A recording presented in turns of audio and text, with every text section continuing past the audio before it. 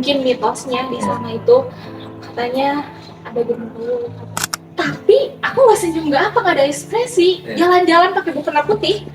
Paranormal, kiai, semua pada bilang ada yang gangguin dari pesantren, ada juga yang gangguin dari sekitaran orang terdekat, gitu kan. Yang ada di pikiran aku tuh kayak udah nggak ada di dunia ini lagi gitu. Ternyata itu adalah kelakuan dari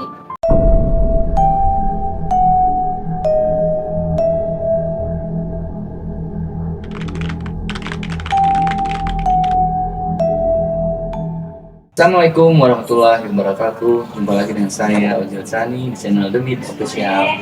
Hanya mitos kalau tidak ada kebenaran. Apa kabar sahabat The Myth Official? Semoga semua dalam keadaan baik-baik saja.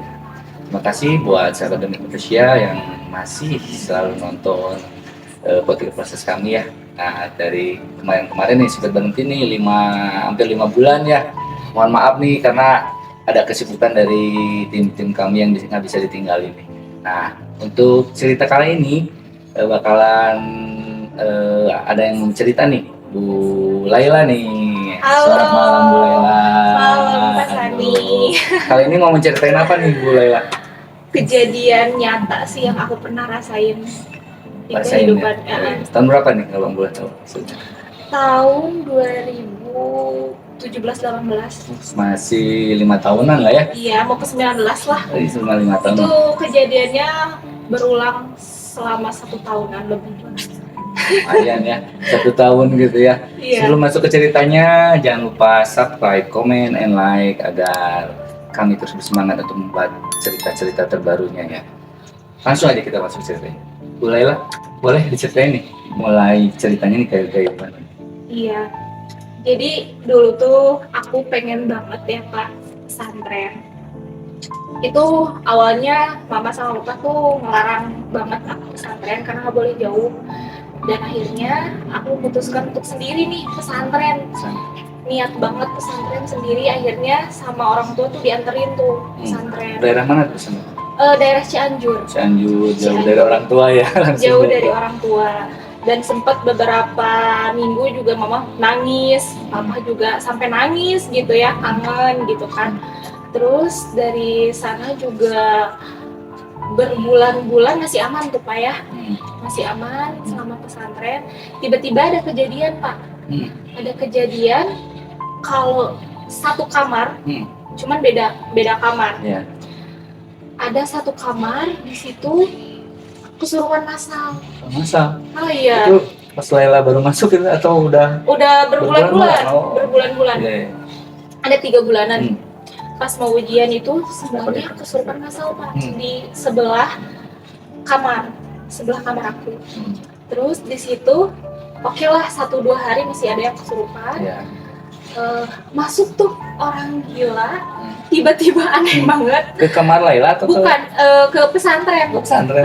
Ada 2, ada 3 gitu kan, aneh banget.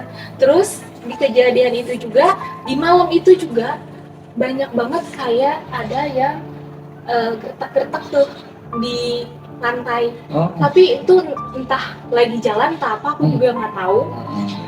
Tapi ada gertak-gertakannya. Tapi aku denger, tapi teman aku enggak. Di misalkan asrama Laila nih. Iya. Gertak-gertaknya di depan kamar. Terus kayak ada yang merhatiin di kaca. Di kaca. Gitu. Padahal kan kalau bisa dibilang tidur itu di atas jam 10 malam, bangun lagi jam 3. Gitu kan. Kalau jam 10 kan otomatis nggak langsung tidur kan ya. Ya aku masih ulang-ulang lah Pak ya.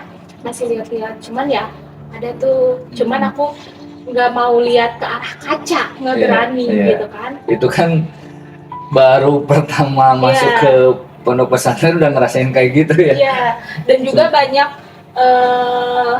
barang-barang yang hilang, entah itu dicuri entah itu apa. Cuman mungkin mitosnya di sana itu katanya ada genderuwo yang jaga. Dulunya juga itu pesantrennya bekas kuburan. Gitu. Ngeri ya. Ngeri. Kuat ya. Kuat gitu. Iya. Di situ berbulan-bulan. Nah, setelah kejadian itu nggak lama dari situ, aku yang kena Pak sendiri. Aku yang kena sendiri. Itu posisinya aku lagi biasa gitu ya malam, ya mau ada perlombaan lah di pesantren gitu ya. Aku itu posisinya aku mau lomba, tapi pas lomba itu aku nggak bisa Pak, aku lemes. Tiba-tiba lemes aja gitu. Tiba-tiba lemes, terus aku nggak sadarkan diri, blank semuanya, aku nggak ingat apa-apa.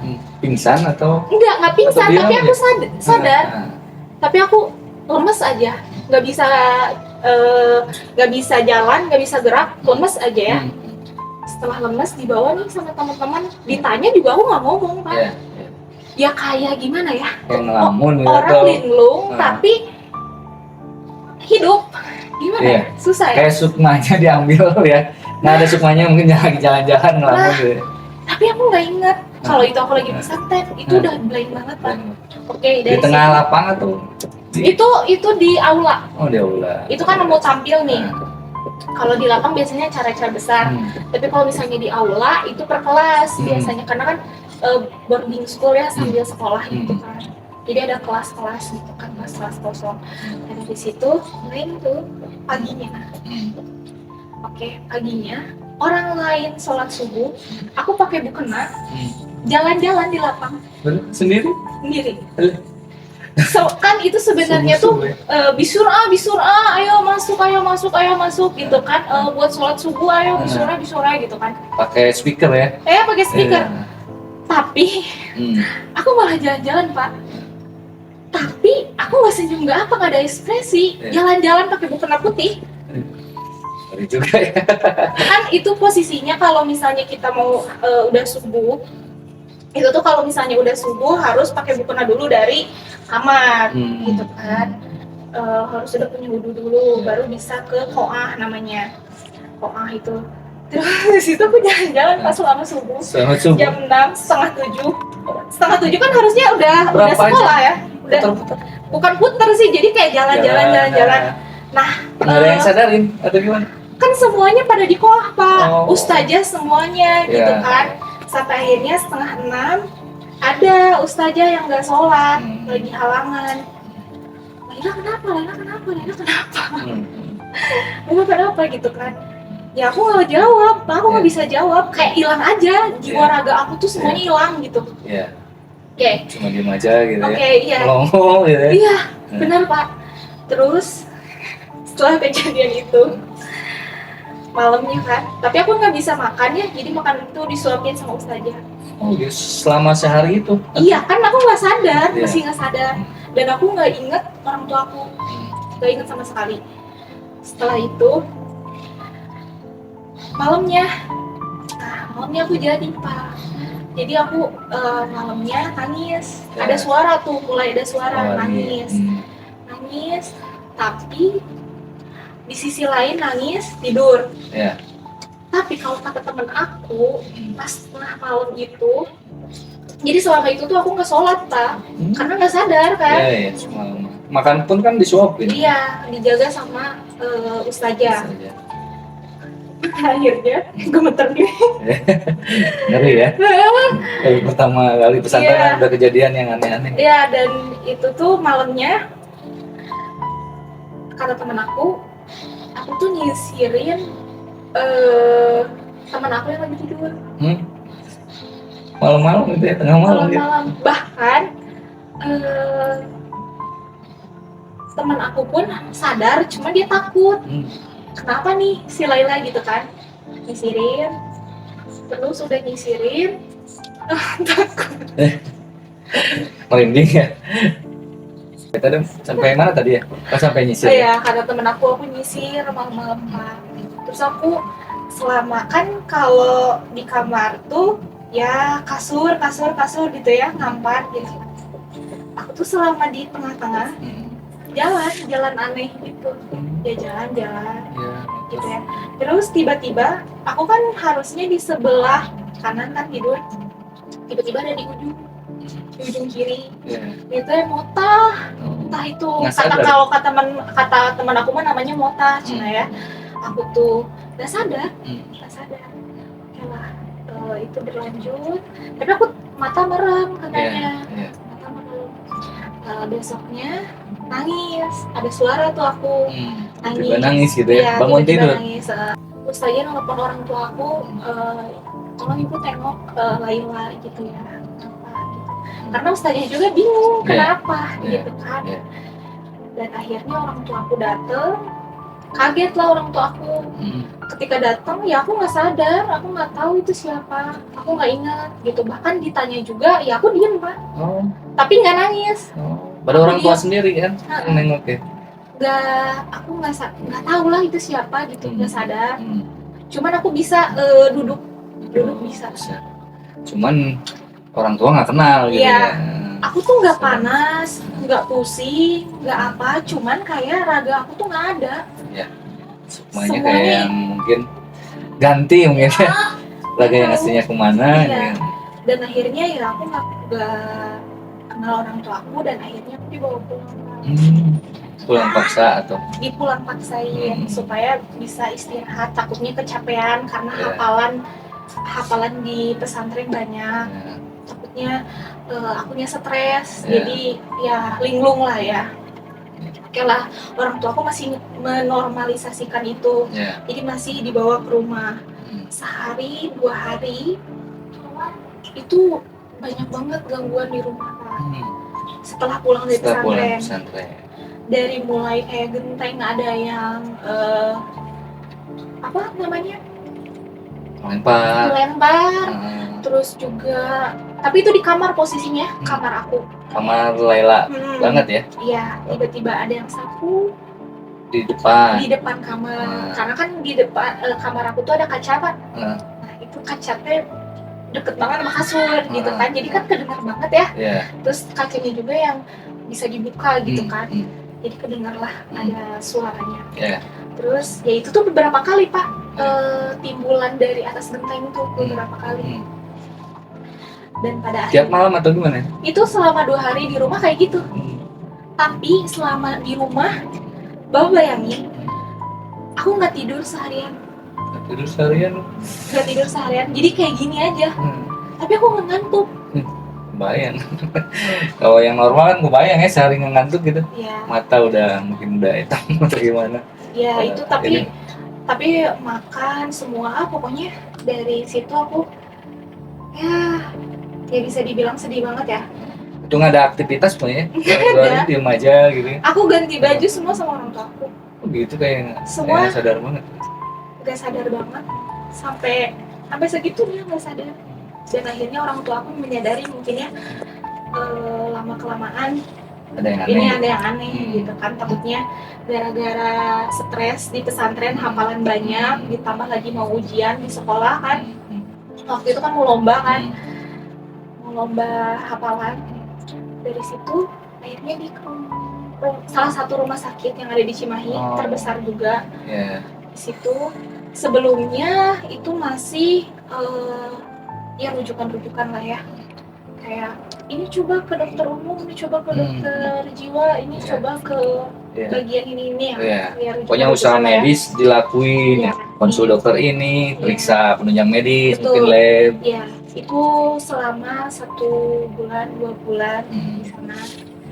Dan yang ada hasil, dirujuklah ke salah satu rumah sakit jiwa juga yang ada di Bandung besar. Ternyata ya normal. Aku nggak sakit gila, nggak sakit jiwa, normal aja Pak. Hasilnya ya dari 2 rumah sakit besar itu ya. Hasilnya normal, tapi aku masih makan obat biar aku tidur, karena selama itu tidur aku susah, gitu kan. Tidur aku susah, lenyap, ya bangun lagi, lenyap, bangun lagi. Ada gerakan sedikit bangun, ada gerakan sedikit gitu. Pokoknya gelisah aja ya. Gelisah. Tapi itu cuman Pak, setiap di rumah sakit maupun itu di daerah Cimahi ataupun sama Bandung, rumah sakit jiwa, selama aku di rumah sakit itu, antara 2 itu, aku tuh pengennya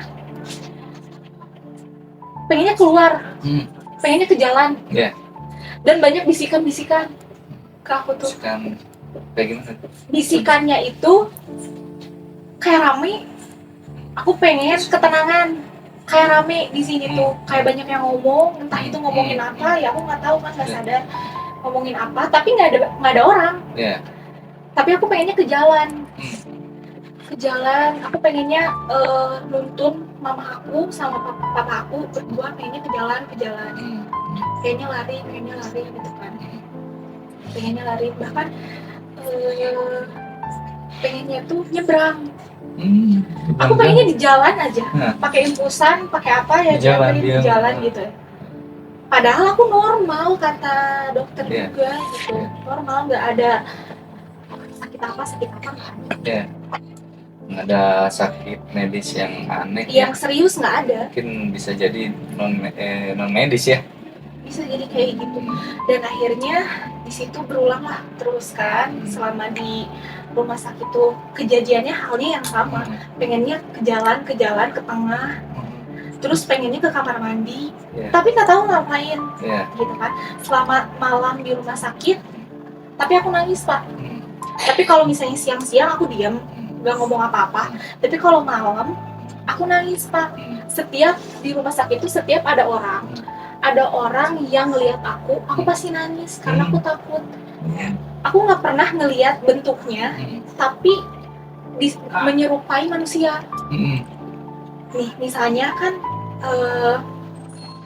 kayak mungkin pasien ya di sana yang ngelihat aku kan dipelototin, terus mereka tuh ngerasa marah ke aku, ya aku takut lah, nangis. Dan akhirnya di situ berulang kali tuh setiap malam gitu kan, ya aku disuntik lah sama suster supaya aku tenang gitu ya. Nah, dan akhirnya ya pulang selama berbulan-bulan di rumah sakit nggak ada hasil, dan akhirnya ya tubuh aku kalau kebanyakan kimia juga nggak baik karena selalu akhirnya tuh tidur karena kan kebanyakan obat ya. Karena aku nggak bisa tidur selama itu tuh, dan akhirnya orang tua aku baru menyadari, oh ini kayaknya ada apa-apa. Baru menyadari di akhir, karena awalnya yang nggak percaya lah ya. Orang tua aku tuh orang yang bisa dibilang kuat agamanya, dari mama sama papa tuh gitu ya, jadi nggak terlalu percaya lah gitu. Dan akhirnya tapi selama di rumah itu aku tetap diem Pak, nggak bisa ngomong. Semua urusan jiwa raga aku, orang tua aku, mama aku yang ngurus gitu kan. Dan akhirnya aku dibawa ke Tasik, ke orang yang kiai, bisa dibilang kiai, udah ke Subang, orang bisa juga udah gitu. Dari mereka tuh jawabannya beda-beda Pak. Ada yang digangguin dari pesantren, ada yang digangguin dari sekitaran rumah gitu kan. Udah beberapa orang bisa nih yang dilihat. Nah, paranormal lah yang bisa. Iya, paranormal, kiai, semua pada bilang ada yang gangguin dari pesantren, ada juga yang gangguin dari sekitaran orang terdekat. Kayak misalnya ada yang bilang ada yang suka sama aku, tapi aku tolak, dia berdoanya salah, katanya dia berdoanya salah, dan akhirnya berujung akunya jadi kayak gitu. Ada yang suka sama aku dan itu aku tolak gitu. Ada yang bilang kayak gitu, terus ada bilang juga yang sekitar rumah kalau misalnya dia tuh udah meninggal tapi pengen ngajak aku gitu. Berarti itu banyak juga ya orang yang bisa dibilang bisa ya. Ada mungkin ada 5 orang ya, tapi beda-beda jawabannya gitu. Beda jawabannya. Cuman kan orang tua aku ini kenapa kok aneh gitu ya. Aneh, tapi anak tuh setiap ke Tasik, ke Subang gitu ya, ke Cianjur kok nggak sembuh ini anak gitu ya, udah beberapa bulan kan, udah hampir 1 tahun lebih kan itu posisinya gitu. Ini kan masih sekolah gitu kan, masih sekolah, ini harus dilanjutin pesantren, apalagi kan aku cewek gitu kan. Dan akhirnya ikhtiar lah orang tua aku ngadain pengajian lah segala macam gitu ya, dari bentuk ikhtiar kayak gitu ya. Pokoknya kalau misalkan kayak benda-benda kayak gitu di rumah sih nggak ada ya Pak, tapi ini lebih ke jiwa aku yang diganggu. Lebih ke jiwa aku yang diganggu, kayak benda-benda atau aku sakit apa itu enggak, tapi lebih ke jiwa aku yang dicampur aduk nggak tahu kemana gitu sampai aku hilang kendali gitu. Bisa Iya. ataupun Dan akhirnya nggak ada ada ke jawaban. keluar kota juga nggak ada, ke dalam Bandung juga nggak dapet, bahkan tetangga-tetangga yang bisa juga nggak bisa gitu. Ini kenapa ini anak gitu kan. Ya, bingung ya. Bingung Selama gitu. orang tua yang bingung ini Bingung. beda-beda dari Iya. si A ini gini si B apa yang harus dilakuin gitu kan. Iya, bingung. tapi kan ketika berobat kayak gitu tuh kita tetap lakuin apa yang Iya. mereka suruh Betul. gitu kan, tetap Terbaik. ikhtiar gitu Iya. kan. Dan akhirnya kalau kuping aku sih sebenarnya Pak emang berat ya. Ada juga yang bisa bilang kayak di kuping kamu tuh ada yang jaganya katanya. Mungkin yang tadi di rumah sakit, yang di rumah sakit kan banyak bisikan-bisikan gitu. Iya. Ada yang diam. Iya, bisa tuh dari Cianjur dihilangin. Dari Cianjur seorang kiai juga, ustadz, temennya si papa juga bisa tuh dia ngilangin. Akhirnya kalau setelah hilang, tapi jiwaku masih belum balik Pak. Yeah. Jiwaku masih belum balik, masih kayak gitu. Selama itu akhirnya pulang lah. Tapi gangguan untuk kayak makhluk kasat mata mah nggak ada ya, cuman tapi lewat orang. Kalau gangguan ya paling dengar suara gitu. Terus lihat orang berwujud apa gitu ya. Iya, gitu kan. Yang ada di pikiran aku tuh kayak udah nggak ada di dunia ini lagi gitu. Kayak bukan dunia gitu. Semua orang yang dilihat di mobil nih, kita jalan. Aku kan kalau keluar kota berobat, ya kan ada tol, ada orang-orang gitu ya. Aku yang ada di pikiran aku itu benda mati Pak. Benda mati dan yang nggak tahu itu siapa gitu, itu dan itu apa gitu. Kebayang banget ya, stres banget gitu. Iya, dan akhirnya pulang. Tapi mama aku tetap percaya. Tapi si yang di Cianjur ini Pak, kan titik poinnya orang tua aku ke Cianjur gitu ya, karena kan akhirnya ke Cianjur. Percaya ke orang dekat pesantren juga, karena tahu pesantren itu. Berapa lama sih untuk pengobatan non medis? Non medisnya sekitar 4 bulanan. 4 bulanan ya bolak-balik ya. Cianjur. Karena belum disepil sama kiainya apa penyebabnya, belum disepil secara keseluruhan, makanya harus berobat lagi ya 1 kali lagi 2 kali lagi gitu ya. Dan akhirnya bolak-balik ya selama 4 bulan itu ya. Selama 4 bulan itu aku semua dikasih harus gini harus gitu gitu ya. Iya. Nah, ibu semua orang tua udah bingung ya, udah nangis semua. Dan akhirnya selama di situ ketahuan lah jawabannya Pak. Di situ baru Kiai skill. Mungkin Kiai juga merasa berat Pak. Mungkin Kiai juga menyampaikannya merasa berat dan butuh proses yang cukup lama ya. Cukup lama karena buat mematikan itu gitu ya, mematikan yang ada di dalam tubuh aku tuh ya prosesnya lama gitu. Mungkin bisa dibilang ada guna-guna atau sihir ya. Nah itu cuman kan ini lebih ke gak menyadarkan diri gitu, lebih ke serang batinnya ya. Batinnya gitu. Tapi kayaknya menyampaikan sih, oh ini si ini siapa gitu, ini maunya ini gitu, dibilang kan. Semuanya akhirnya mereka kan kayaknya ada 3 ya. Akhirnya mereka spill apa ya untuk siapa yang ngelakuin, dan ternyata ya ketahuan lah di medis juga nggak ada apa-apa. Ternyata itu adalah kelakuan dari keluargaku. Keluarga sendiri yang ngelakuinnya. Asli keluarga sendiri? Iya, keluarga sendiri, kandung. Tega gitu ya? Iya, sampai ya sedih lah ya, keluarga sendiri ya. Itu berat banget Pak. Ya, pasti berat lah orang. Harusnya kan keluarga sendiri ya saling lah ya. Iya, kalau ini malah kandung lagi. Misalnya gimana orang tua kan langsung kaget mungkin. dan dia tuh emang akhirnya mau ke mama aku, cuman kayaknya bilang karena aku terlalu sayang sama mama, jadi aku yang kenal gitu. Ya. Emang tujuannya untuk membuat aku gila selama-lamanya. Luar biasa. Gitu. Luar biasa nih cerita. Dan itu maksudnya kayak ya anak-anak muda sekarang ya gitu kan, udah stres gitu, apa yang harus distresin gitu kan ya. Iya. Tiba-tiba ada yang guna-gunain dari keluarga sendiri. Ya terbayang keluarga sendiri gitu ya. Iya. Kan bukan orang Terdekat. lain. Iya, terdekat. Malah Dekat keluarga banget. sendiri yang tega gitu mau buat gila. Ini ceritanya yang sangat luar biasa ya, di awal mungkin dari pesantren ke rumah sakit sampai akhirnya ketahuan nih siapa yang ngelakuinnya, keluarga sendiri ini. Dari kejadian selama ini nih, selama 4 bulan ya, bulan-bulan di Cianjur nih berobat ke non medis nih.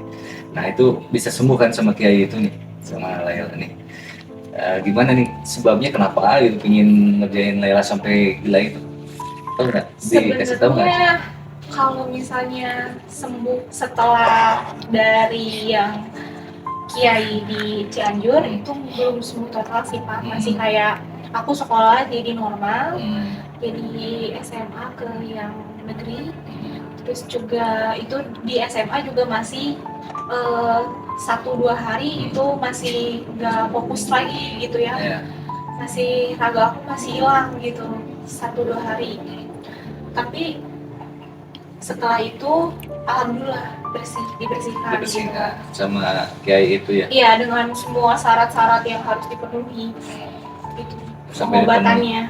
Iya, berarti ya Kiai itu ngasih tahu nggak keluarganya ini siapa, terus kenapa gitu kan? Ya kalau penyebabnya sih Pak, yang pasti sirik. Terus yang kedua nggak dikasih pinjam uang. Nggak dikasih pinjam uang. Terus juga mungkin sakit hati mungkin ya. Iya, karena kan udah kebiasaan dipinjemin. Cuman kan kalau orang tua aku maksudnya kayak udah keseringan tapi nggak dibayar, ya udahlah biarkan dia merih dulu gitu kan. Dan akhirnya dia melakukan itu Pak. Itu sampai tega ya. Tega banget. Dan akhirnya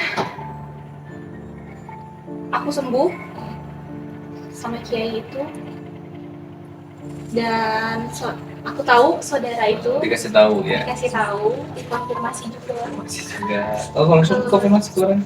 Langsung, tapi pelan-pelan. Langsung dikonfirmasi juga. Ya akhirnya mereka aku atau pindah. Mereka pindah. Sekarang ya keluarga juga udah ngerespek sama mereka, ya udah. Sekarang udah nggak ada.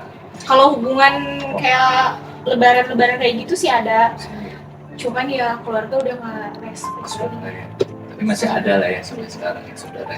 Gitu. Tinggal di daerah Laila atau memang udah bisa jauh ya? Jauh. Luar biasa ya, tega gitu ya saudara sendiri kayak gitu. Tega banget. Laila ngerasa tuh tahunan mungkin ya ngerasa kayak gitu, gimana nih setelah sadar? Gimana nih rasanya? Bersyukur, alhamdulillah. Dan itu setelah itu aku banyak tahajud, duha. Ya intinya mau dimanapun kita pesantren, iman sih yang harus kuat. Iman. Apalagi ya masih muda. Masih muda yang harus diperkuat iman, karena kan ya kita gampang goyah ya, anak muda Pak. Jadi setelah itu ya aku banyak tahajud, duha, puasa, ibadah lah ya, kembali ke yang ibadah. Mungkin walaupun aku di pesantren banyak ngaji, banyak apa, ternyata ya tetap kena. Gitu. Ya. Namanya jin kan udah lahir ribuan tahun mungkin ya. Jadi mereka lebih tahu lah mungkin ya. Kayak Al-Quran juga udah hafal gitu kan ya.